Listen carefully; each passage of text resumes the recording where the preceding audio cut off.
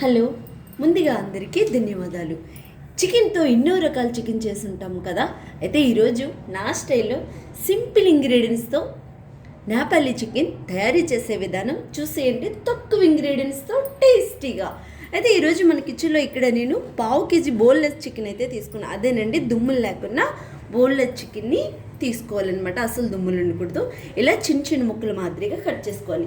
అయితే చికెన్ని పసుపు, సాల్ట్, పెరుగు వేసి మంచిగా కడుక్కోవాలి. ఓకే, ఇప్పుడు ఈ చికెన్కి సరిపడగా సాల్ట్ని మనం వేసుకుందాము. ఓకేనా? ఈ చికెన్కి ఎంత మాదిరిగా సాల్ట్ సరిపోతుందో అంత మాదిరిగా సాల్ట్ వేసుకోవాలి. తర్వాత కాస్తంత అల్లం వెల్లుల్లి పేస్ట్ని వేసుకోవాలి. ఓకే, అలాగే కాస్తంత పసుపుని కూడా వేసుకోవాలి. ఓకే, పసుపుని కూడా వేసుకున్నాం కదా. కాస్తంత మిరియాల పొడిని కూడా వేసుకోవాలి. అలాగే ఒక ఎల్లుల్లిపాయ బుద మొత్తం తొక్క తీసి ఇలా చిన్న చిన్న ముక్కల మాదిరిగా మనం కట్ చేసుకోవాలి. ఇవి కూడా ఈ చికెన్లో మనం వేసేసుకోవాలి. ఇప్పుడు ఇందులో మనం అన్ని ఇంగ్రీడియంట్స్ వేసేసుకున్న తర్వాత ఏమాత్రం మాదిరిగా నిమ్మకాయ జ్యూస్ని కూడా మనం వేసుకోవాలి. ఓకే, ఇవన్నీ వేసుకున్న తర్వాత చికెన్ని మంచిగా మనం కలిపేసుకోవాలి.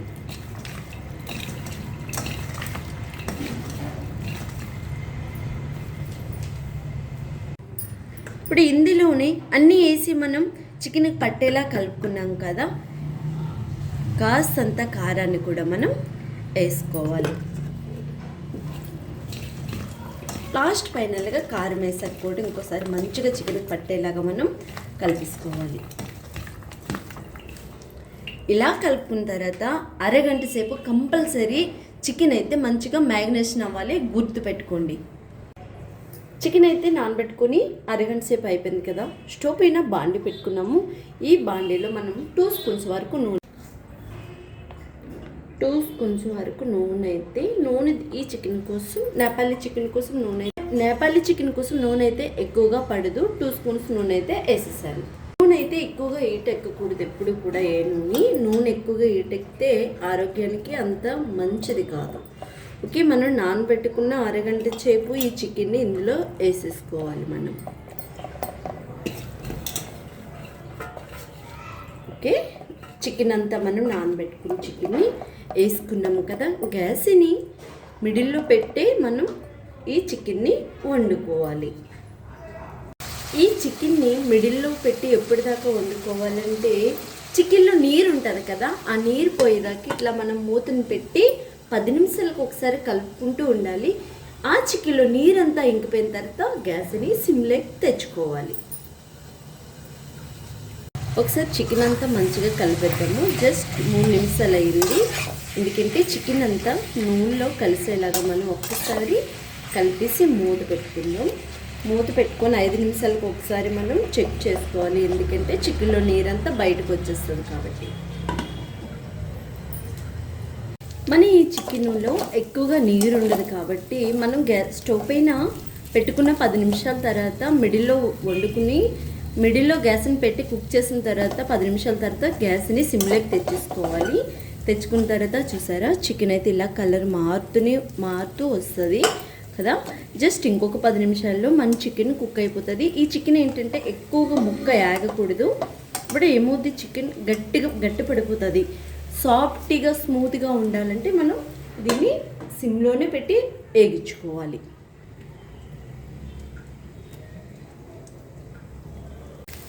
మన చికెన్ అయితే మంచిగా ఉడికిపోయింది. సాఫ్ట్గా అయిపోయింది. ముక్క కూడా మనకి ఉడికిందని ఎట్లా తెలుస్తుందని జస్ట్ ఇలా పట్టుకుంటే ఇలా మెత్తగా తగలాలి మన చేతికి.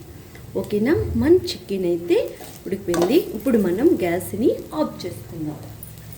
గ్యాస్ అయితే ఆఫ్ చేసేసాం కదా. మిగతా ప్రాసెస్ ఏంటో చూసేయండి.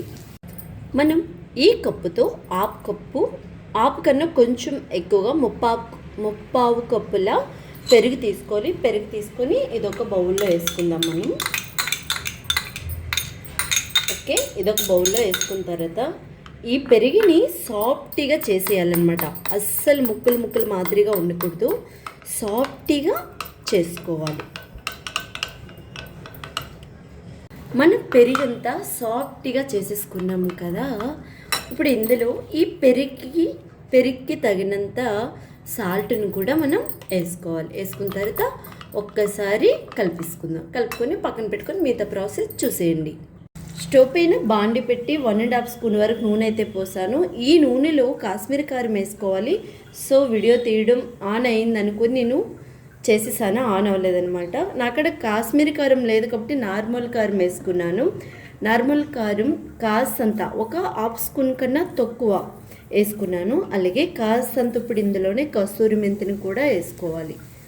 ఓకే, వెంటనే కస్తూరి మెంతి వేసిన వెంటనే గ్యాస్ని ఆఫ్ చేయండి.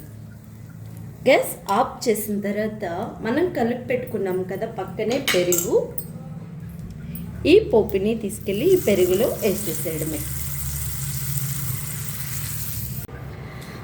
ఓకే, మనం పెరుగును కూడా పోపు వేసుకున్నాము కదా. కాశ్మీరీ కారం ఎందుకు వేసుకుంటామంటే కలర్ కోసం. సో మనం తెలుగు వాళ్ళం కదా, మనం కాశ్మీరీ కారంతో మనకేం పని, కారం ఎక్కువ తింటాం కదా. అయితే ఇప్పుడు మనం ఇంకొన్ని ఇంగ్రీడియంట్స్ చూసేయండి. 3 మిడిల్ పాటి ఉల్లిపాయలు తీసుకొని ఇట్లా సన్నంగా పొడిగ్గా మనం కట్ చేసుకోవాలి. అలాగే కాసంత కరివేపాకు, ఒక పచ్చిమిరపకాయ తీసుకొని చిన్న ముక్కల మాదిరిగా కట్ చేసుకోవాలి. అలాగే ఎల్లుల్లిపాయలు సగం రెమ్మలు తీసుకొని తొక్క తీసుకొని ఇలా గుండె మాదిరిగా తురుముకోవాలి. ఓకే, ఇవన్నీ ఇప్పుడు మనం కుక్ చేసుకున్న ఈ చికెన్లో వేసేసుకోవాలి. ఇవన్నీ మనం ఈ చికెన్లో వేసుకున్న తర్వాత ఒక్కసారి చికెన్ని మనం కలిపేసుకోవాలి. చికెన్లో ఇవన్నీ కలిసేలాగా మనం కలుపుకోవాలి. ఈ బాగా ఇదంతా కలిసేలాగా మనం కలుపుకోవాలన్నమాట. ఈ చికెన్ చాలా చాలా బాగుంటుంది, నేపాలీ చికెన్. నా మాటల్లో చెప్పడం కాదు, ఒకసారి ఇలా ట్రై చేస్తే అస్సలు వదలరండి. చాలా చాలా బాగుంటుంది. తక్కువ ఇంగ్రీడియంట్స్తో సింపుల్ అండ్ టేస్టీగా నేపాలీ చికెన్. ఓకే, మనం ఇదంతా ఇలా కలిపేసుకున్నాము కదా. మనం తీసుకున్న పోపుని కూడా ఇందులో వేసేసుకోవాలి. మనం తీసుకున్న పోపు వేసుకున్న పెరుగును కూడా ఇందులో వేసేస్తున్నాను. ఒక్కసారి అలా అలా చూసేయండి.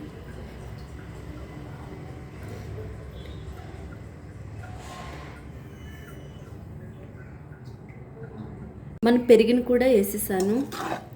గుమ్మగుమ్మలు ఆడిపోతుంది, స్మెల్ కూడా, టేస్ట్ వేరే లెవెల్ అన్నమాట. పెరిగేసాక కూడా ఇదంతా ఒకసారి మనం ఇలా కలిపేసుకోండి.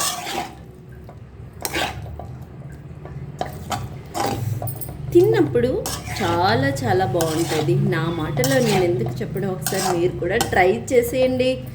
మీకు ఈ ఒక వీడియో నచ్చితే లైక్ చేసి సబ్స్క్రైబ్ కూడా మీరే చేసేయండి. చూసారా, నోరూరిపోయి గుమ్మగుమ్మలాడే నేపాలీ చికెన్ సింపుల్ అండ్ టేస్టీగా.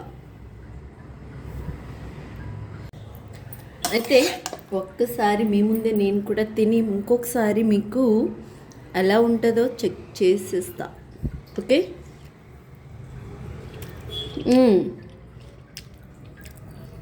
తింటుంటే ఆ కొత్తిమీర, ఆ కస్తూరి అదంతా వేసుకున్నాం కదా, ఆ పచ్చి ఉల్లిపాయ, వెల్లుల్లిపాయ రెమ్మల ఫ్లేవర్ అయితే వేరే లెవెల్, టేస్ట్ కూడా వేరే లెవెల్, తగ్గేది లేదన్నట్టుంది ఈ కాశ్మీర్ చికెన్.